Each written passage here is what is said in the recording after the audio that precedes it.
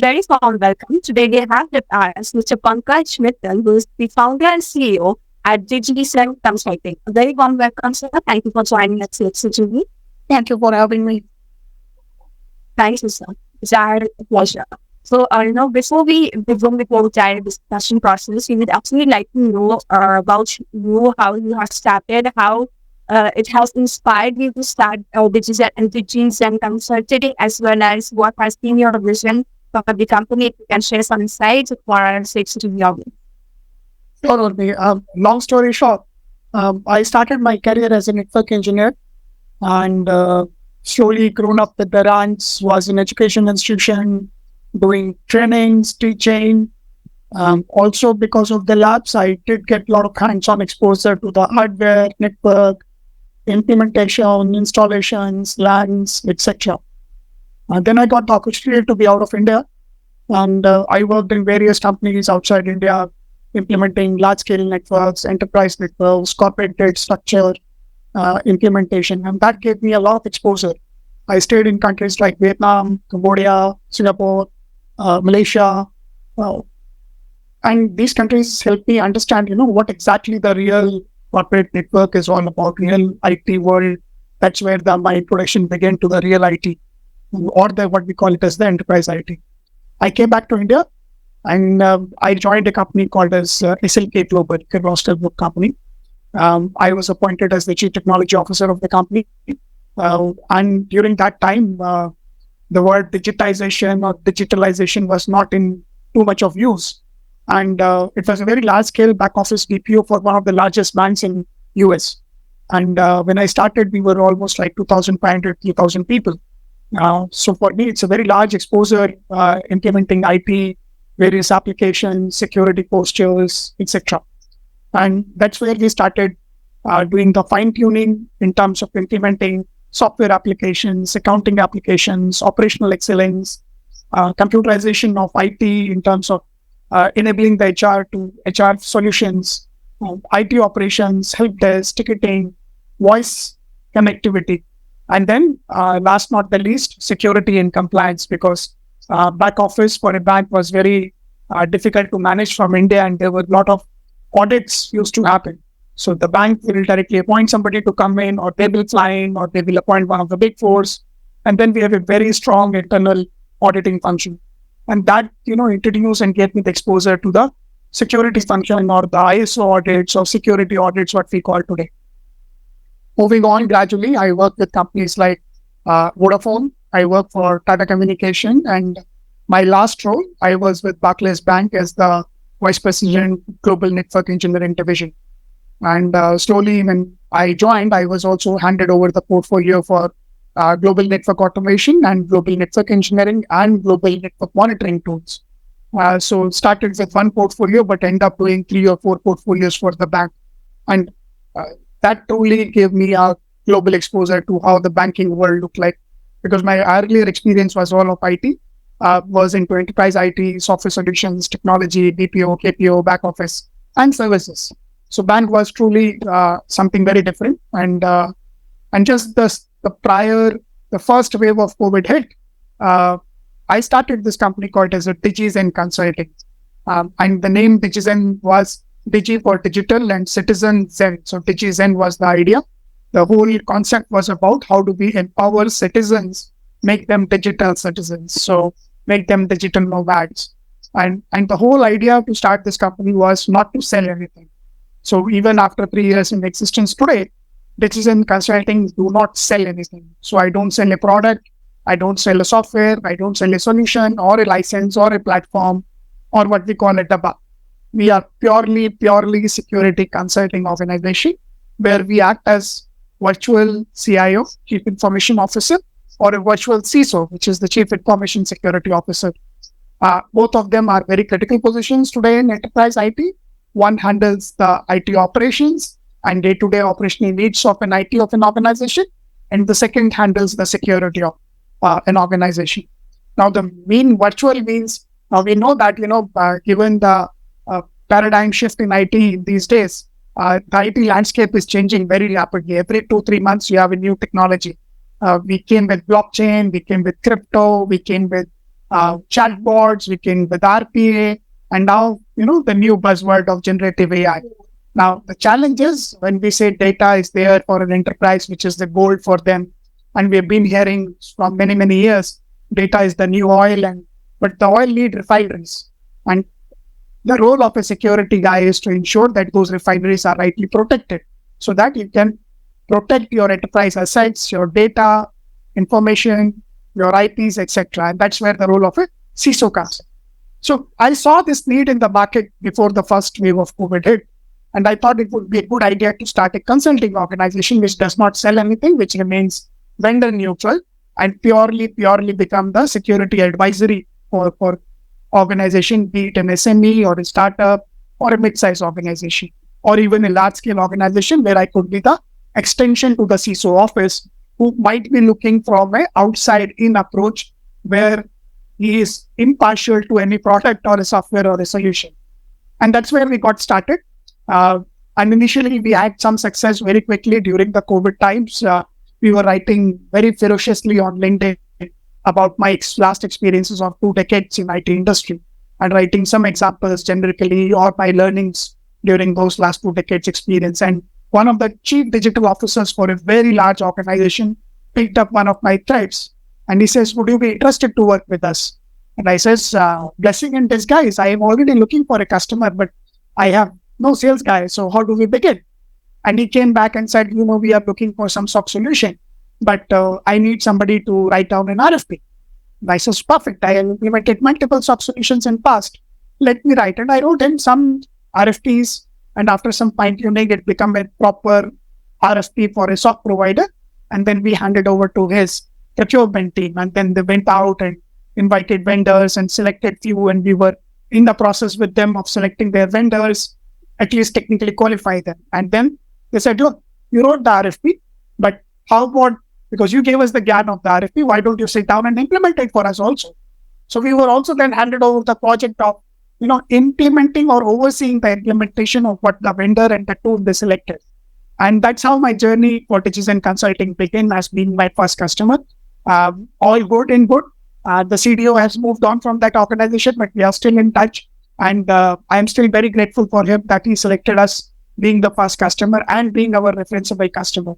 And then slowly over the period of time, we keep getting customers. Today, I work with one of the largest agriculture banks, where I also work with customers outside India for one of the very large asset management firms.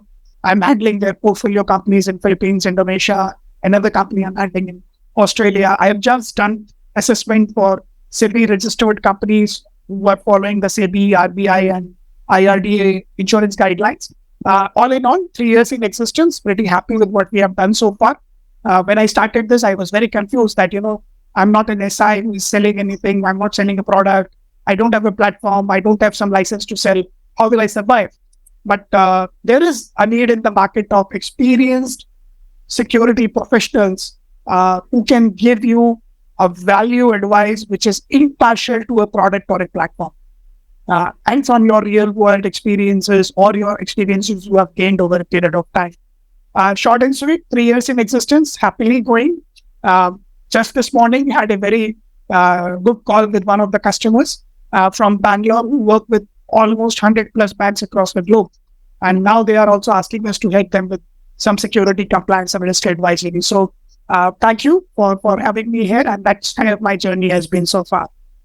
I think it has been a tremendous journey, extensive amount of experience. You have given us an overall view and journey how it has been. And in more than 2 decades of experience, it's our honor and pleasure to now have a valuable discussion further. You have highlighted to some of the major discussion points, be it cybersecurity, be it digital and digitization, as well as artificial intelligence. We'll actually discuss further more into it.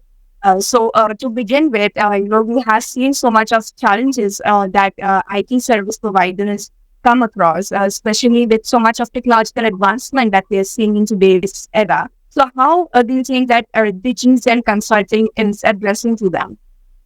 Yeah, so as I said, we remain vendor neutral and product neutral. So when we work with an end client, our role primarily is to give them the merits and demerits, pros and cons of a product or a software or a solution is is looking to buy and implement. So as our role being on the security side of it, we ensure we advise him correctly, being neutral or no bias attached to a product or a solution, telling the pros and cons, advantage, disadvantages. And anyhow, we know that today, we can keep talking about technology advancements or the new technologies coming in, but end of the day, it all ends with a commercial number because, the CIOs or the CXOs have a number or a budget in place. And sometimes they have to compromise on not working on the T1 of the product rather than working on the A1 of the product.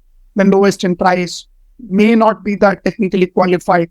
And good that it is not our decision, but we put the risk on the table in front of these guys. Yes, technology advancements are happening, but at the same time, the threat actors is rapidly changing all across. The role of a CISO is very difficult these days because he doesn't have to protect himself from the outside attacks, but also from inside attacks. Also from the attacks he never thought of. I can give you a very good example of COVID itself. All the large-scale organizations or multi-city, multi-country organizations, they all have their BCPs available. But when the COVID struck, no one has a plan for COVID, right? So unknown threat will continue keep evolving and coming in. But then yes, today CISOs are more alert, are more reliant on their tools and products they have deployed. But technology will keep changing. There was a buzzword, as I said, few years back, was all blockchain going through. Every second conference I was attending, it was all about blockchain and crypto and the scams and the advantages. And then, slowly then it moved from blockchain to chatbots and RPA and automation and hyper automation, intelligent automation. And last 6-8 months, we are all hearing about the chat GPTs of the world and the parts and the generative AI, all the LLMs and the large scale models. So this trend will further continue to grow. And another insight very quickly was, 15 years back, 20 years back, when cloud was introduced as a technology, we all said, cloud is good for the rails and all the IT will never shift to cloud. But tell me, this morning when I wake up, my emails are on cloud, my WhatsApp is on cloud. The Zoom I am on conversation is from the cloud. So cloud has become the de facto default for me. So that's how the technology is transferring and transforming lives for all of us. Yeah, so every day we are seeing so much of technological advancement taking place. So how exactly do Digizen consulting stay at the forefront in terms of the technological advancement that we are seeing, and we have rightly pointed out to those. So, and how do you ensure that your team is as well equipped to handle those emerging technologies? And as you were stating that the budget has been a very important thing when you are trying to adapt to new technologies. So if you can share some insight on this. So, learning and knowledge should never end, and I think it is growing. And then, thanks to folks like you who organize conferences and then webinars, seminars, bring the OEMs in forefront, who will introduce the cutting edge products and technologies which is helping. That's one way of, learning and growing and understanding what's new in the market. Second, of course, networking, conference, understanding different IT environments of different customer, clients, case studies, references will also help to understand if this was the problem, how was it solved, and then what will the customer does that this kind of a problem does not get repeated. Third, of course, Google Baba is always there to continue keep learning with referenceable data, understanding. And I would always suggest for a CIO or a CISO, always to have a small R&D budget to test new products and platforms. It is good to fail or, this particular product or platform or software or solution did not solve my problem, but then you get learnings which you can incorporate in your, in your IT budget and the strategy, saying we did test this product, did not roll back. I can give you one example. I was working with one of the DLP vendors with a very specific use case, and we introduced 2 DLP products. The customer bought 2 DLP products by itself, and he says, Pankaj, can you evaluate both of these DLP products? More or less, both these products were at par, with some slight differences in terms of performance, outcome. They both have the AI engines, they both have the signatures, they both have the right use cases to solve for, they both have referenceable customers in that domain. And we end up getting into a commercial conversation. And of course, what will happen, as you rightly know, the lower the price, that's how the CIO will decide. So learning will not stop, but then That's why I says, we can keep talking technology, but we'll end up in a commercial number to whatever the budget the organization will agree upon. So that's how the real world or the practical world works today. So, when we are talking about business ways, and IT security has been a critical concern. And as you had mentioned, like the external data, it's not just the responsibility of a CISO to take care of the external data, but also internally look into the privacy. So, how does Digizen Consulting helps clients navigate and secure this IT infrastructure and data? Right. So IT security is a concern which is all over today. And again, repeatedly, I will come back and say, today, even the boardroom talks that every CIO in another interview or CISO in another interview will say that. So today, the CISO have a say in the boardroom. CISO have a say with the shareholders. And then, of course, security, I think, is the only domain where you have more than 800, 900 plus vendors, products, or EM solutions available. There is no other domain which has so many offerings available. And then, sometimes it is blessing in disguise, sometimes it is a confusion also. But I will end up by saying this, and in a very crisp format, security is not the CISO's responsibility. Of course, it is everybody's responsibility. But then 60-70% of your threat actors or issues or challenges in security vertical can be, dissolved by giving awareness to your users, regular training to your users.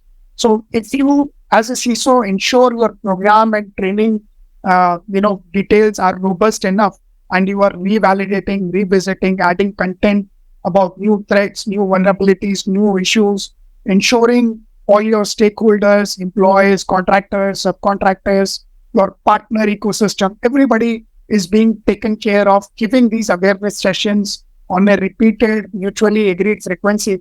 I think 60-70% of it you can right away stop it, whether it is a ransomware attack, malware, or phishing. Education will definitely help.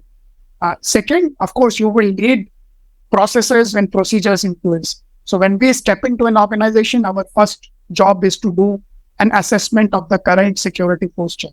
And we cover the entire IT application, IT spectrum of the organization, whether it is applications, whether it is cloud, servers, storage, endpoints, third-party integrations, API, whatever IT landscape of an organization, we do the current assessment of what is being deployed, what is being monitored, the skills of the team, what metrics are they currently following, what tools they have deployed, what solutions are in place, and then what is the risk posture available, right? So once we get that assessment them, and then we step in to tell them that on a scale of 1 to 10, here you stand, and these are some improvements need to be done immediately, which may trigger for you to buy some products or tools to plug these gaps. And then fine-tune them over a period of time, and then continuous enhancement. Securities, of course, is no more a one-time job. It's a cat and mouse, Tom and Jerry game. So, Continuous process. Yeah, you always keep catching up all across.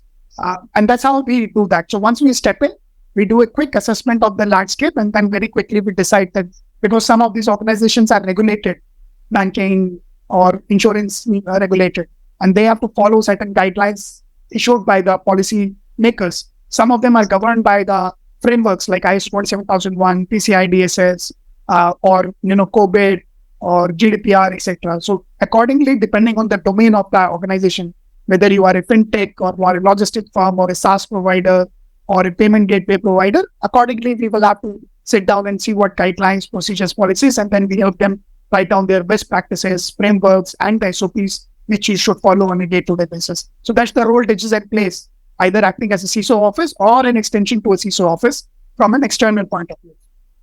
All right. So, could you actually discuss a little bit on the recent trends and innovation in the IT industry that are actually shaping these services and solutions that are offered by Digizen and Consulting? So as I said, Digizen generally does not sell anything. So for us, it is only advisory. But what we are seeing, the trend is generative AI. One side, it is blessing in disguise, but it is also a lot of challenges. How do I protect my internal data, which can go into an LLM model? And we've already seen breaches happening where, ignoringly people or the employees of the company have put a lot of data on ChatGPT or Bard or some other engine, etc., etc., and that data has been exposed. Every second, third day, you will keep hearing something has been breached, and that if you do the forensic investigation, you will find out the breach happens because of some employee or the implementation guy has forget to do some very basic job inside the tool or the product, right? Even the big fours got into trouble because of this. Large scale global organizations got into trouble because of something knowingly or unknowingly has been left open, either a port or either a product, either a database, some vulnerability which has not been patched. So yes, the trends are continuing, and while today the current trends, threat vectors are changing, uh, it is good to stay protected. COVID has also taught to stay at home and work. So the physical boundaries for an office has already been dissolved, right? Today it is anytime, anywhere, any device. Uh, in my case, when I used to work, we have this terminology called as BYOD, bring your own device, and we used to call bring your own difficulty, because people used to bring their different kind of devices. Something is an iOS, something is a Windows, something is an Android. So the threat actors will continue to keep coming, issues will continue to keep coming, but then how do you mitigate them? At least get your basics right, and then have a solid process procedure in place. And then the rest of it is last 20% is the tool or the solutions which are available in the market. Do a wise choice of a POC, see the problem, so solve for it, and then go ahead and deploy the same. Okay. Okay, so one mentioned like about the data breaches and how employees are putting across all important data in more ChatGPT to find the effort. So in that case, how our organization building that awareness to the employees to now do what we right track and to avoid such kind of data breaches.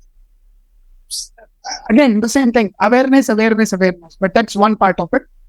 If I have to talk from a tools or a product perspective, today there are multiple tools and offerings from multiple providers of something called as a phishing simulation or a breach attack simulation. So you will have hackers or attackers which you can hire on roll, and their job or mandate is to send some phishing email to all your employees. And whoever clicks, then you have to sit with them and do some awareness trainings and exercise and tell them, do not click on hyperlinks which are not authenticated, right? That's one way of bringing that kind of attacks down. Second is you hire white collar hackers and tell them, my network, I assume, is very secure. I have multiple tools and products and solutions deployed. I have a SOC, I have a NOC, I have ABC, XYZ tools deployed. Your role is to go from outside, attack my network, and find out chink in the armor. And then, that's how you solidify your network over a period of time. And that also leads to something called as a bug bounty program that, okay, if you will find some issue, I will give you some reward, etc., etc. But, how do I ensure my employees get this understanding? And that's where I will do sessions on phishing simulation softwares once in 3 months, 6 months, conduct awareness trainings, conduct on-prem trainings, organize cyber awareness weeks. You must have heard about those incidents where the CFO has to send an email to CEO for approval of $40,000, and he said, okay, and it has been done. So, dark scams or, dark internet scams have been coming in. Generative AI is so powerful that it can mimic my voice and go and tell my boss, Pankaj is asking for $20,000. Can you please pay him? And without thinking of it, could be a mimicry voice, I will pay him.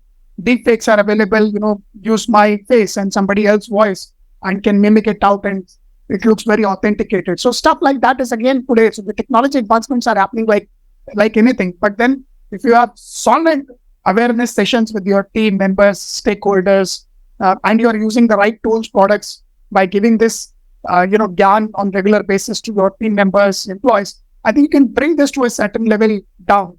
I'm not saying you will not hack. I'm not saying you will not get challenges, but then the awareness includes, yes. Awareness is bringing. Correct. So, in terms of the buzzword that AI and ML as well, which is actually transforming the industries across the globe. So, how is actually Digizen Consulting embracing tools such as AI and technologies to provide innovative solutions to your clients? And if you can share some specific use cases where AI and ML has had a significant impact on the service or solutions that you have provided. So again, the same thing. Digizen does not sell anything, and we are also not a software solution company. But today, the products which are available in the market today, whether it is an EDR or a SOC or a NOC, they are now equipped by AI engines. And the moment, so if you implement an EDR today or an XDR today, it would have a backend AI engine which will monitor your network traffic, your behavior pattern of the user, his browsing data, etc., on a real-time basis. And the moment it finds a malicious website or a hyperlink, it will put a pop-up and a warning in front of the user saying, hey, you are clicking on this link. This does not look authenticated or a right link, or it looks like a fraud link. So more or less the real-time updates are coming in. So those ways AI/ML is helping. The same thing with the NOC and the SOC. So companies today who are in the financial domains or fintechs, they take services of third-party security operation centers to monitor their network traffic, monitor their IT assets and network assets. Today, these SOC providers are already equipped with backend AI/ML solutions, signatures updated. And the moment they see some network traffic which is not the intended or the authenticated or the whitelisted IP traffic coming in, they will send an alert. Looks like some data is coming, or if a DDoS attack happens, how quickly you can understand if it is a DDoS attack, and then either you can take your incident management in place, your acknowledgement, containment into place while you do this. So AI/ML is definitely helping the security industry a lot, because your reaction time is increasing, and that's how people today, or large organizations or vendors, are writing playbooks that if this kind of incident will occur, this is the playbook I will follow. And they are tailor-making these playbooks or customizing these playbooks according to their environment and needs. And matured organizations are just not writing those playbooks, they are also rehearsing these playbooks more or less in a real-time environment, that if actually an attack happens, how do I ensure? So yes, AI/ML is playing a very large and a critical role in managing, monitoring multiple assets on ground across the globe if you are large organizations. So definitely it's a big blessing to the security world. So now, lastly, in your opinion, we'd like to understand, like looking ahead, what would be the future outlook in the coming years, and what do you think would be the emerging technologies or trends that will have a significant impact in digital transformation efforts? So predictions supposed to be done by big fours. They know better. But being into definitely, appreciate your perspective around it. Right. So while I said prediction can be done by big fours, but for me as a security consultant or a virtual CISO to organizations, I think security will continue to remain a critical pillar for an IT landscape for any organization. Some of these technologies, we said cloud will die, but today cloud is the de facto format for digital transformation. I think generative AI is again here to stay. It will evolve over a period of time. Already companies are building capabilities for voice and video, etc. I think voice technologies will take a lot of prominence. My assumption is if the voice goes better in terms of new inventions coming in, you will have nothing else to touch except for the voice. So I will give a voice command like Alexa, Siri, and all of this, but I think it will go more and more penetrative into the IT landscape. I don't think there would be a browser available and I could say, voice, please open Google, and even Google is not there and my search outcomes will be there. That's one prediction. Security, of course, is continuing to be there. I think hyper digital automation will continue. Personalized e-commerce, they will continue to be there. And some of these trends, there would be security challenges, multiple supply lines need to be taken care of beyond. And then last but not the least, upskilling my employees, my ecosystem partners will continue to remain an exercise which will happen. And our going to view overall for the industries. So, thank you for sharing such insightful knowledge with us and spending our time. Thank you once again for joining us. Thank you. Thanks. Thank you everyone for having me. For more updates from CXO TV, please like and subscribe to our channel.